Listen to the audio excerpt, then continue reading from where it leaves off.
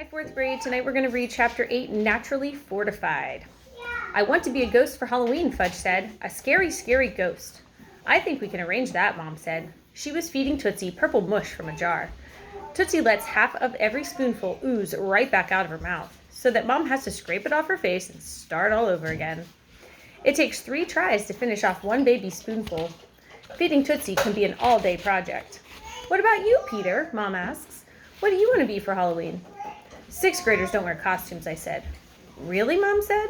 When I was in 6th grade, that was a long time ago, I said, interrupting her. 100 years or more, Fudge asked. Not quite, Mom told him. That's what Tootsie's going to be for Halloween. Or what's Tootsie going to be for Halloween, Fudge asked. A baby, I told him. Ha ha, Peta, Fudge said, laughing. You're very funny. Every time Fudge laughs, Tootsie laughs too. And when she laughs with her mouth full, she really makes it best. So now she had plums all over her face, plums drooling down onto her bib, plums stuck in her hair, and plums covering her rattle, which she banged on her tray as she laughed. Turtle hangs around when Mom is feeding Tootsie. He's developed a taste for baby food. How many of you do your dogs eat your food or your baby food? Mom says it isn't good for him. He needs to chew up hard food to exercise his teeth and jaws, and once a week I give him a special tablet to help his breath. Lately, he has the worst dog breath. I'm glad Sheila Tubman isn't around to tell me how bad my dog smells, because this time she'd be right. Fudge says that Turtle should rinse twice a day with Precious Breath, this new blue mouthwash that's advertised on TV. Fudge is very big on commercials. He's memorized all of them, and when we go to the supermarket, he drives us up the wall, reciting his dumb jingles about why we should buy this product instead of that one. What's the idiom, drive me up the wall? What does that mean? Does somebody literally drive you up the wall? Are you driving your parents up the wall? My father spends his mornings at the university library and works at home in the afternoons. How's the book coming? I asked him one day when I got home from school. Slowly, Peter, he said. Very slowly. I'm still gathering information. I hope to finish my research by Christmas and start the actual writing after the holidays. Fudge stood in the doorway nibbling a piece of cheese. Dr. Seuss can write a book in an hour, he said. How do you know that? I asked. I don't, but I'll bet you he can, Fudge said. 1 fish, 2 fish, red fish, blue fish.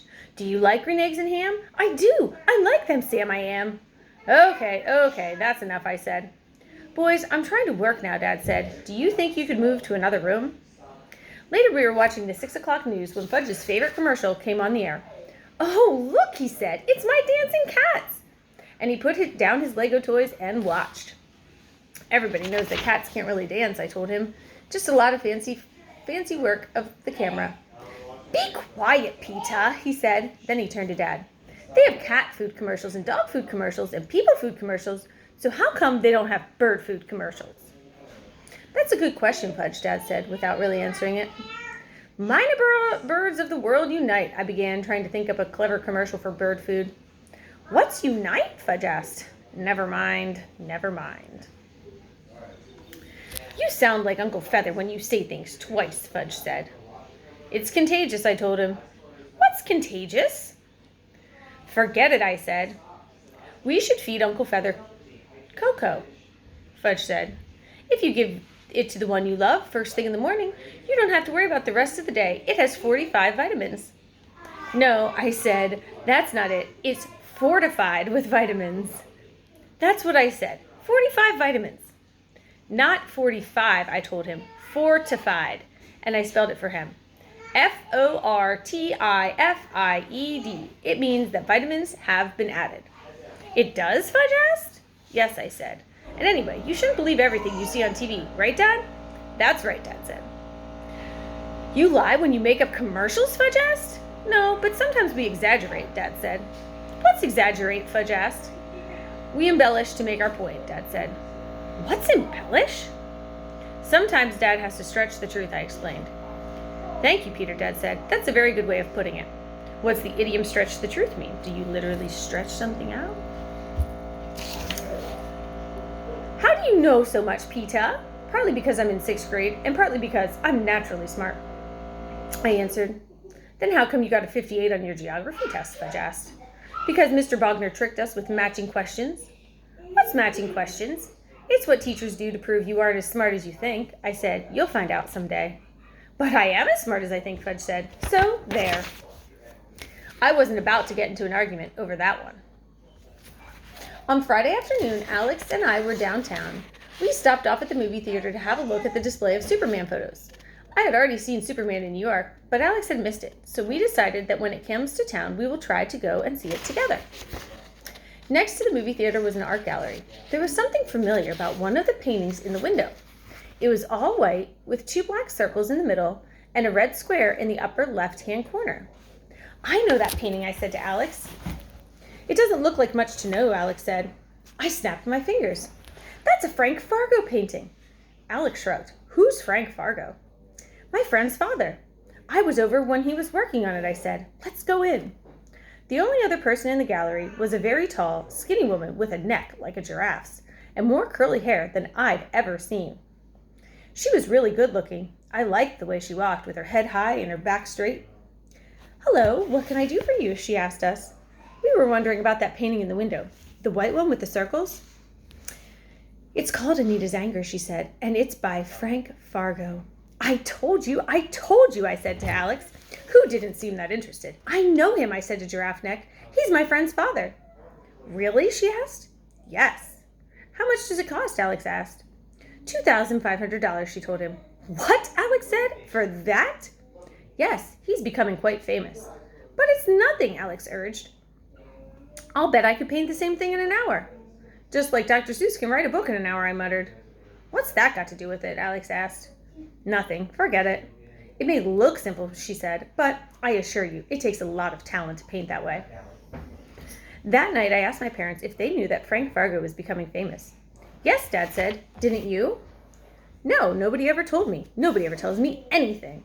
Mom and I are considering one of his paintings. It's in a gallery downtown.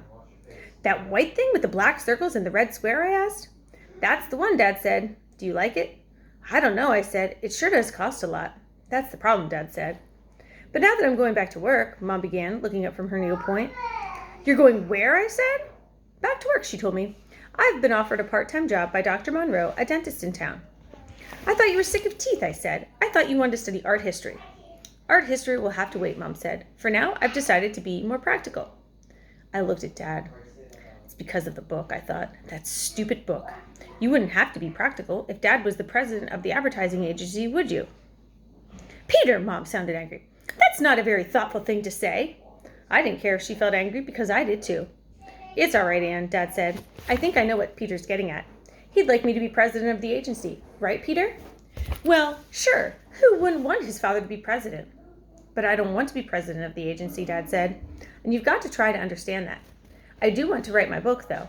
And sometimes you've got to do what's really important to you, even if it's not practical. And I never said I was sick of teeth, Mom told me. I said I wanted to think about a change in careers, so I'm thinking. It would be nice to have a job again, and if Daddy weren't home writing his book, I wouldn't be able to leave Tootsie. So it's all working out, you see? No, I said, everything is different. What do you mean, Dad asked. I don't know, just everything. Mom going back to work, you writing a book, us living here, Tootsie being born, Fudge going to kindergarten, me in 6th grade, everything is different. And you don't like it, Mom asked? Is that what you're trying to say? I don't know if I do or I don't. Changes take some getting used to, Dad said, but in the long run, they're healthy.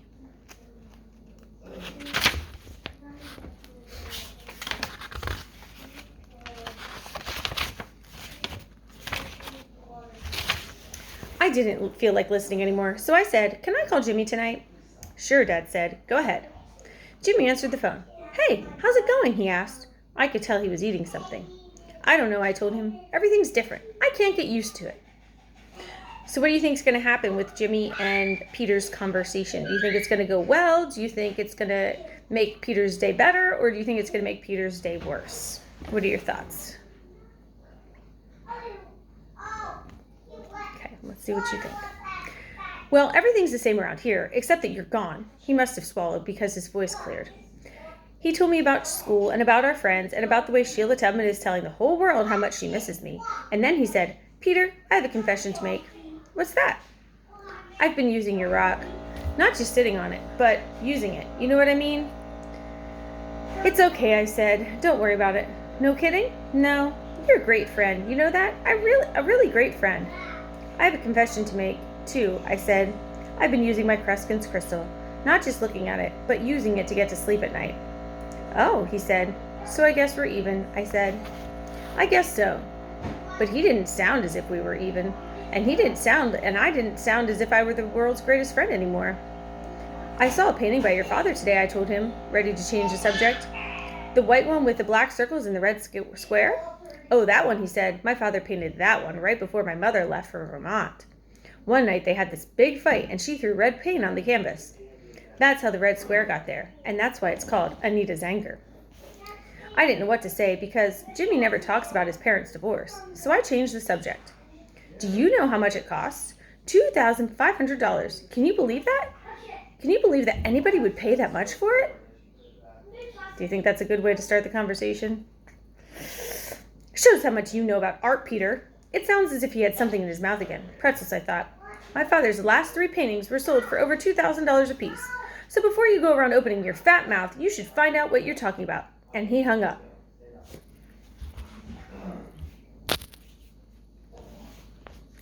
Great, just what I needed. My best friend hanging up on me. He'll probably call me back in 10 minutes, I thought. But he didn't.